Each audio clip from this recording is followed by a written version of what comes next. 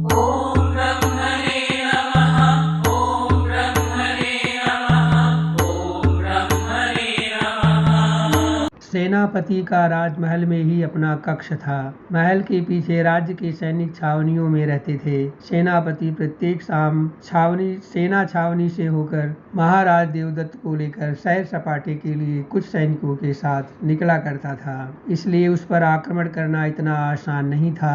एक दिन जैसे ही वह अपने कक्ष से बाहर निकला ही था कि वीरव्रत अपनी पहचान छुपाकर उसके कक्ष की ओर अपनी योजना के अनुसार आगे बढ़ा और प्रहरी से सेनापति से मुलाकात करने की इच्छा प्रकट कर कहा कि उन्हें मालूम है कि सेनापति जी महाराज को सैर कराने गए हैं, इसलिए उनके आने तक हम यहीं रुककर उनकी प्रतीक्षा करेंगे। प्रहरी ने सम्मान पूर्वक उन्हें आसन दिया। जैसे ही सेनापति अंदर दाखिल हुआ, वीरव्रत ने उसे युद्ध के लिए ललकारा तो सेनापति ने कहा कि तुम कौन हो? तो जवाब मिला वीरव्रत। सेनापति ने बड़े आश्चर्य से कहा वीरव्रत? जवाब में हाँ कहकर वीरव्रत ने कहा मैंने ही तुम्हारे तीनों योद्धाओं को यमलोक पहुंचाया है, अब तुम्हारी बारी है। तुमने जो मेरे बड़े भैया और 2 वीर योद्धाओं को धोखे से मारने का षड्यंत्र रचा था, उसका दंड तो तुम्हें मिलना ही चाहिए। सेनापति ने कहा वीरव्रत, यदि तुम अभिनंदा के पति न होते तो अब तक कब के यमलोक पहुंच चुके होते। मैं तुम्हें बंदी बनाकर कल रात दरबार में हाजिर करूंगा, महाराज ही तुम्हें दंड देंगे। तब गुरुदेव की योजना के अनुसार सेनापति के कक्ष के बाहर 2 नगाड़ा वादक जोर जोर से नगाड़ा बजाने लगे। पत्र के अनुसार अब वीरव्रत को एक क्षण भी विलंब नहीं करना होगा, इसलिए उसने अपनी तलवार से बिना और कुछ भी इंतजार किए सेनापति के सर को धड़ से अलग कर दिया और बड़े ही आराम से वहां से बाहर निकलकर गुरुदेव के पास पहुंचे, जहां गुरुदेव वीरव्रत की प्रतीक्षा पहले से ही कर रहे थे। गुरुदेव ने ऐसी योजना बनाई थी कि राज्य से बाहर निकलने में उन्हें कुछ भी कठिनाई नहीं हुई। नगाड़े का शोर सुनकर पहरेदार उधर दौड़ते हुए गया और नगाड़ा बजाने से रोकने लगा, किंतु वो बिना रुके बजाता रहा। थोड़ी देर में वहां कुछ लोग और भी इकट्ठा हो गए। अकारण ही नगाड़ा बजाने वाले को डांट फटकार कर शांत कराया और जब पहरेदार वापस लौट कर आया तो सेनापति का भी उन्हीं तीनों योद्धाओं की भांति सर से धड़ को अलग कटा देखकर जोर जोर से चिल्लाने लगा। अपने सेनापति की मृत्यु का समाचार पाकर महाराज देवदत्त अपनी चेतना को गंवा बैठे थे। कहने लगे कि कहीं वह कोई बुरा स्वप्न तो नहीं देख रहे हैं। मंत्रियों ने बताया नहीं महाराज, यह सपना नहीं वास्तविकता है। बाकी के तीनों योद्धाओं की तरह ही हमारे सेनापति का सर उनकी धड़ से कटा हुआ है। मारने वाले ने भी उनको उनके घर में घुसकर मारा है, इसलिए पूरे राज दरबार का सर शर्मिंदगी से झुक गया है। वीरव्रत ने अपने पूरे बदन पर झोगला पहनकर और बनावटी दाढ़ी, शिखा, जूट और मूछें लगाकर प्रवेश किया था, किंतु निकलने के वक्त का भेष अलग था, इसलिए पहरेदार की शिनाख्त पर चारों ओर ढूंढने के लिए देवदत्त के सैनिक निकल पड़े थे, किंतु कोई फायदा नहीं। थोड़े ही समय में सभी निराश होकर शर्मिंदगी से वापस आ गए थे। जो राजा देवदत्त के साथ उनके मंत्रियों के लिए डूब मरने जैसी बात थी, क्योंकि उन्हें उनके सेनापति को किसी ने उनके घर में ही मारा था। नगाड़ा वादकों को बंदी बना लिया गया, जेल में डाल दिया गया। उनसे पूछा गया, तब उन लोगों ने बताया कि एक व्यक्ति ने उन्हें कुछ असरफियां देकर नगाड़ा बजाने के लिए कहा था, वह उसे नहीं जानते। सेनापति की मृत्यु के बाद देवदत्त के गुप्तचर शक विश्वास में बदल गया था, इसलिए वे महाराज से मिलना चाहते थे। एकांत की व्यवस्था की गई।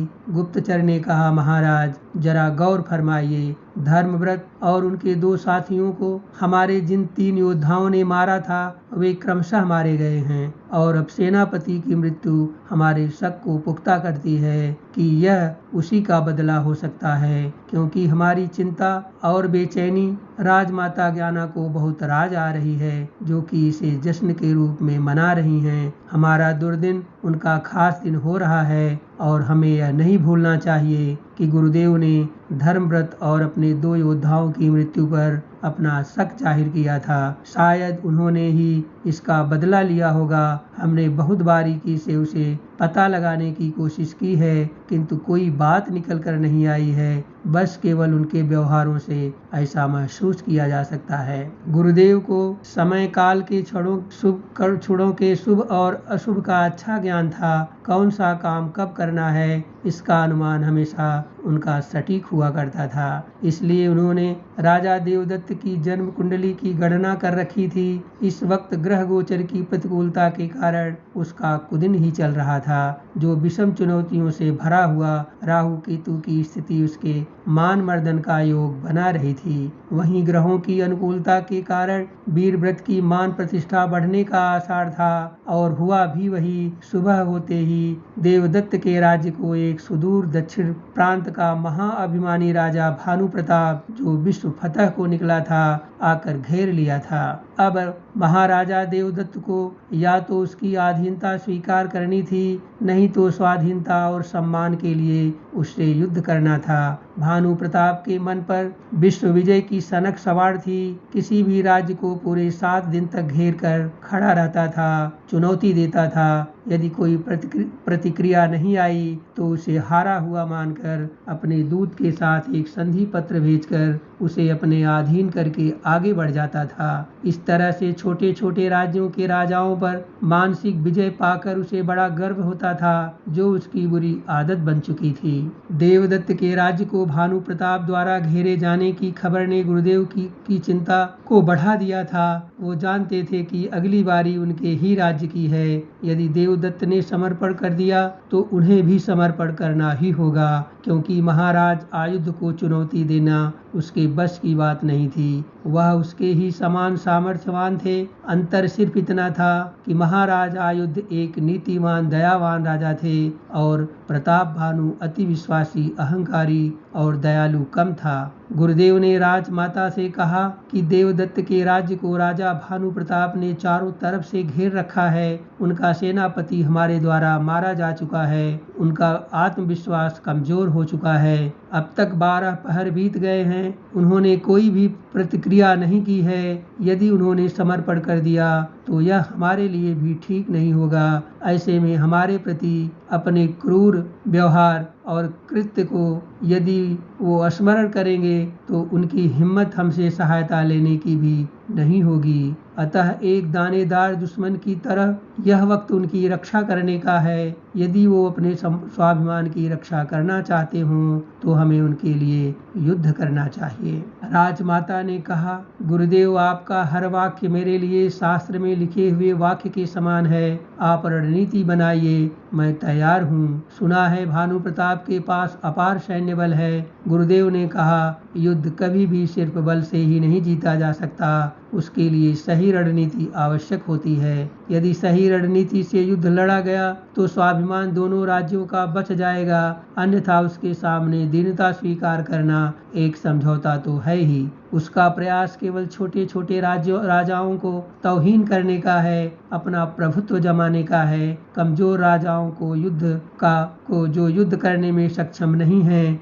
उन्हें उनके उसी हाल में छोड़कर वह आगे बढ़ जाता है। गुरुदेव जानते थे कि भानु प्रताप से बढ़कर उनका वीरव्रत शक्तिशाली है। उसका अभिमान तोड़ने के लिए ही वीरव्रत का जन्म हुआ है। विष से ही विष निर्मूल होता है। वीरव्रत से टकराने के बाद उसका अभिमान टूट जाएगा, ऐसा गुरुदेव को पूर्ण विश्वास था। लोहे से लोहा टकराएगा तो कौन कितना टिकाऊ है पता चल ही जाएगा। वीरव्रत के साहस और सामर्थ्य की परीक्षा का दिन है, ऐसा समझकर गुरुदेव राजा देवदत्त को एक पत्र लिखा, जिसमें गुरुदेव ने राजा देवदत्त को कहा कि उनके स्वाभिमान की रक्षा के लिए वो उनकी पूर्वी और उत्तरी सीमा पर भानु प्रताप के सैनिकों से लोहा लेने के लिए पूरी तरह तैयार हैं, यदि वो अपनी दक्षिणी सीमा और पश्चिमी सीमा को सुरक्षित कर पाएं। उनके लिए युद्ध करने के लिए तैयार हैं। वे साथ मिलकर युद्ध करके अपने भी राज्य का स्वाभिमान बचाना चाहते हैं।